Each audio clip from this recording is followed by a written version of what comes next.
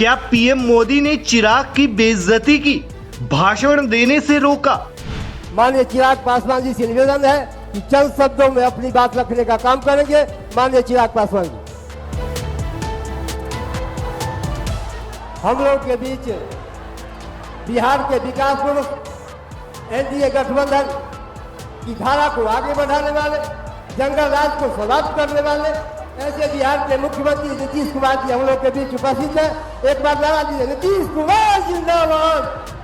PM ने mobile की light जलाकर पूछा, लालटेन की जरूरत है क्या? अपना मोबाइल फोन बाहर निकालिए और अपना मोबाइल फोन निकाल कर उसकी लाइट चालू कीजिए। अच्छा, आपका लाइट जल रहा है, जब इतनी लाइट है तो लालटेन चाहिए क्या? तेजस्वी ने कहा, आप एक बार मौका देकर देखिए, 2000 एकड़ में एजुकेशनल सिटी बनाएंगे। आप एक बार तेजस्वी को मौका देकर के देखो, 2000 एकड़ में हम लोग एजुकेशनल सिटी बनाने का काम करेंगे। किसी हमारे बिहार के बच्चों को कोटा जाने की जरूरत नहीं होगी। पीएम ने कहा, हमने रील्स बनाना आसान किया। ये जो रील्स पर रील्स बन रही है ना, सारी क्रिएटिविटी दिख रही है, उसमें भाजपा और एनडीए की नीतियों का बहुत बड़ा योगदान है। तेजस्वी बोले, तुम मुझे वोट दो, मैं तुम्हें नौकरी दूंगा। तेजस्वी की जय, तुम मुझे वोट दो, मैं तुम्हें नौकरी दूंगा। पीएम ने कहा, महागठबंधन में अटक लटक झटक पटक दल। इस महागठबंधन में, महागठबंधन में अटक दल है, लटक दल है, भटक दल है, झटक दल है और पटक दल है। तेजस्वी बोले, मोदी जी बिहार आते ही नफरती चश्मा लगाकर आते हैं।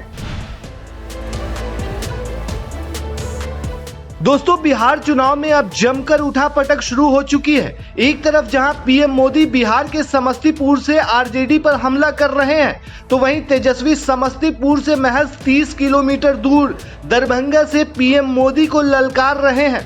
आखिर पीएम मोदी ने क्या कहा और तेजस्वी ने क्या जवाब दिया, चलिए आपको सब कुछ बताते हैं।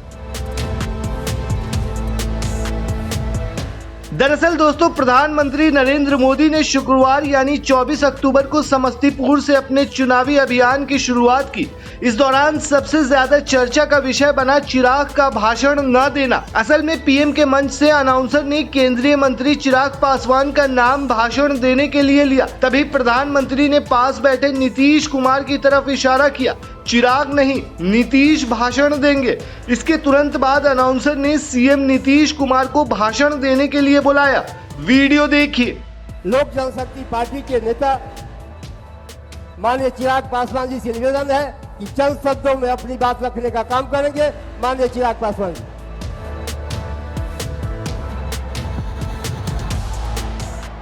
हम लोग के बीच बिहार के विकास पुरुष एनडीए गठबंधन की धारा को आगे बढ़ाने वाले, जंगल राज को समाप्त करने वाले ऐसे बिहार के मुख्यमंत्री नीतीश कुमार जी हम लोग के बीच उपस्थित है।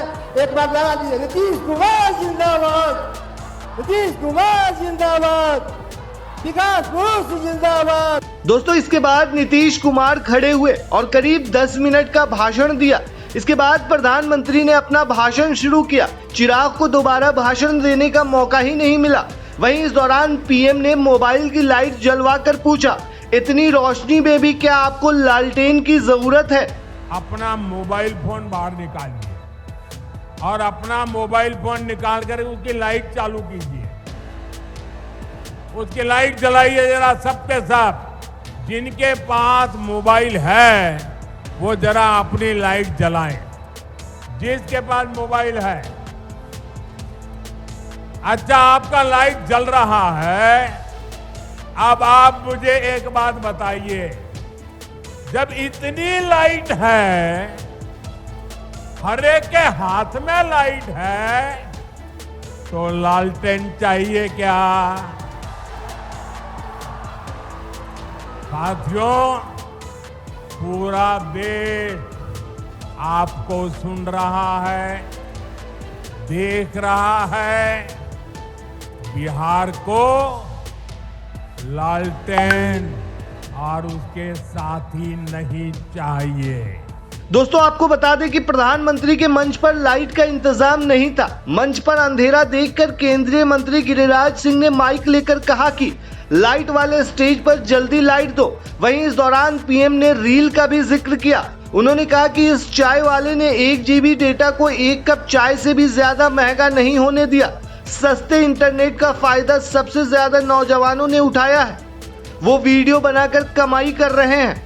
इस सस्ते डेटा का सबसे ज्यादा फायदा बिहार के मेरे नौजवानों ने उठाया है। ये जो रील्स पर रील्स बन रही है ना, सारी क्रिएटिविटी दिख रही है, उसमें भाजपा और एनडीए की नीतियों का बहुत बड़ा योगदान है।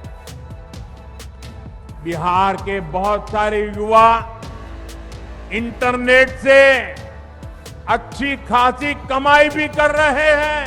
वहीं दोस्तों प्रधानमंत्री ने बेगूसराय और समस्तीपुर दोनों जगहों पर सभा में करीब 30 बार जंगल राज का जिक्र किया। साथ ही महागठबंधन को महालठबंधन कहा।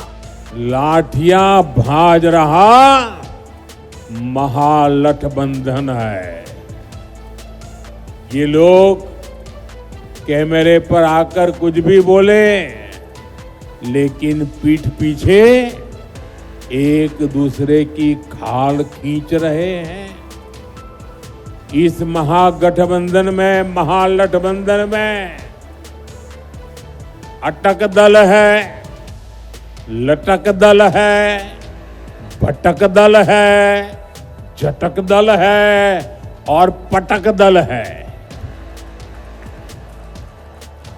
आरजेडी बीते 2 दशक में कोई चुनाव नहीं जीती, लेकिन अपने अहंकार में अटकी हुई है। इसी अहंकार में इन्होंने जेएमएम को झटक दिया। कांग्रेस 35 साल से बिहार में आरजेडी की पिछलग्गू बनी हुई है। इस बार आरजेडी ने उसको फिर पटक दिया। इन लोगों ने वीआईपी को भी भटका दिया। जो लेप के दल है उनको लटका दिया। साथियों, जब स्वार्थ हावी होता है, लूट खसूट ही लक्ष्य होता है, तो वही होता है जो आरजेडी कांग्रेस वाले कर रहे हैं। वहीं दूसरी तरफ दोस्तों तेजस्वी यादव ने कहा कि आप एक बार मौका देकर देखिए। हम लोग 2000 एकड़ में एजुकेशनल सिटी बनाएंगे, उद्योग लगाएंगे, चीनी मिल, जूट मिल चालू करेंगे, फूड प्रोसेसिंग यूनिट लगाएंगे। किसी बिहारी को बाहर जाने की जरूरत नहीं पड़ेगी। किसी बच्चे को पढ़ने के लिए कोटा नहीं जाना पड़ेगा। आप एक बार तेजस्वी को मौका देकर के देखो। कारखाने, इंडस्ट्री, उद्योग, SEZ, IT park, agro based industry, food processing units, sugar mill, jute mill जो बंद है उसको हम लोग चालू कराने का काम करेंगे। किसी बिहारी को बाहर जाने की जरूरत नहीं होगी। ऐसा बिहार बनाया जाएगा। पढ़ाई, दवाई, कमाई, सिंचाई, सुनवाई और कार्रवाई वाली सरकार हम लोग देंगे। 2000 एकड़ में हम लोग एजुकेशनल सिटी बनाने का काम करेंगे। किसी हमारे बिहार के बच्चों को कोटा जाने की जरूरत नहीं होगी। ये तो अमित शाह जी ने तो क्या क्या कह रहे हैं भाई, जमीन नहीं है, ही नहीं है, क्या तर्क दे रहे हैं। यानी यही साफ संकेत है कि कुछ नहीं कर सकते ये। साथ ही तेजस्वी यादव ने यह भी कहा, तुम मुझे वोट दो, मैं तुम्हें नौकरी दूंगा।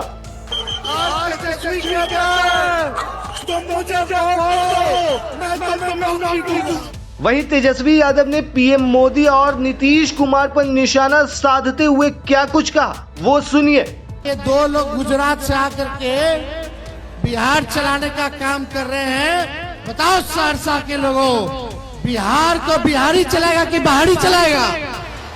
अरे बिहार को बिहारी चलाएगा कि बाहरी चलाएगा? बिहारी चलाएगा कि नहीं चलाएगा? आज देखिए जगह जगह ये लोग घूम रहे हैं।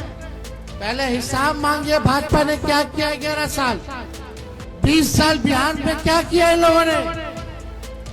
सबसे ज्यादा गरीबी है कि नहीं है? पलायन है कि नहीं है? बेरोजगारी है कि नहीं है?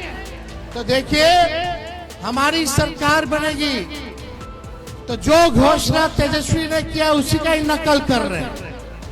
उन्होंने कहा कि एनडीए के 20 वर्षों के शासन में सत्ता संरक्षण में बिहार में 70,000 निर्दोष लोगों की निर्मम हत्याएं हुई है। केंद्र सरकार की एनसीआरबी के आंकड़े इसकी पुष्टि कर रहे हैं। अब दो गुजराती भूंजा पार्टी के साथ मिलकर बिहार को बदनाम कर बिहार को गुलाम बनाने की गहरी साजिश रच रहे हैं। दोस्तों, इस बार चुनाव में आपको क्या लगता है? बिहार विधानसभा चुनाव में किसकी जीत होने जा रही है? आप हमें कमेंट बॉक्स में जरूर बताएं।